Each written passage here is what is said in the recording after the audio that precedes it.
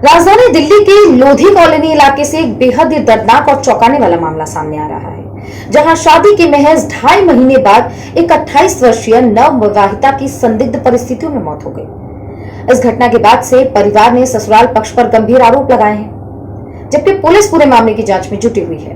परिवार का साफ कहना है कि यहाँ पर ससुराल पक्ष के जो लोग हैं उनका बहुत बड़ा रोल है, लेकिन जांच के बाद ही चीजें क्लियर होगी। दरअसल यह घटना लोधी कॉलोनी थाना क्षेत्र के पालिका कुंज स्थित NDMC फ्लैट की है, जहां पर पुष्प विहार निवासी आकृति का शव तीसरी मंजिल के नीचे जमीन पर मिला। अब गंभीर हालत में उसे अस्पताल ले जाया गया, लेकिन जो शुरुआती जांच सामने आई उसमें डॉक्टरों ने उसे मृत घोषित कर दिया। अब इस पूरे मामले के बाद केस दर्ज हुआ, जिसमें पुलिस बताती है कि आकृति की शादी 24 अप्रैल 2026 को हुई थी। वो छतरपुर स्थित एक निजी कंपनी में सेल्स एग्जीक्यूटिव के तौर पर काम करती थी और उसके बाद यानी कि जो घटना हुई उसके बाद पुलिस ने मामला दर्ज किया और जितना भी नियमानुसार कार्रवाई होती है वो सब शुरू कर दी। मजिस्ट्रेट जांच के लिए SDM को भी सूचना दे दी गई है।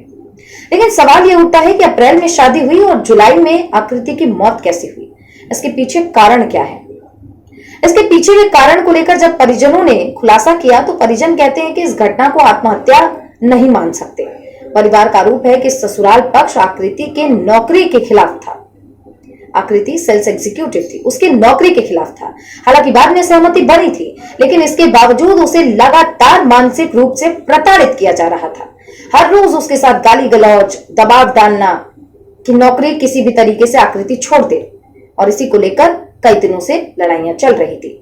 आकृति के भाई ने आरोप लगाया है कि उसकी बहन की हत्या की गई है और पूरे मामले को आत्महत्या के रूप देने की कोशिश की गई है।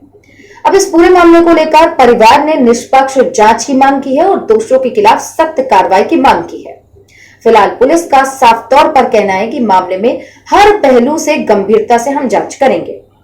अब इस सब चीज को लेकर पोस्टमार्टम रिपोर्ट क्या कहता है? देखिए, पोस्टमार्टम रिपोर्ट जो कह रहा है कि फोरेंसिक साक्ष्य जो है वो जुटाए गए हैं, सभी संबंधित लोगों के बयान के आधार पर आगे की कार्रवाई की जाएगी और जांच पूरी होने के बाद ही मौत किन कारणों की वजह से हुई है उसका पता लग पाएगा।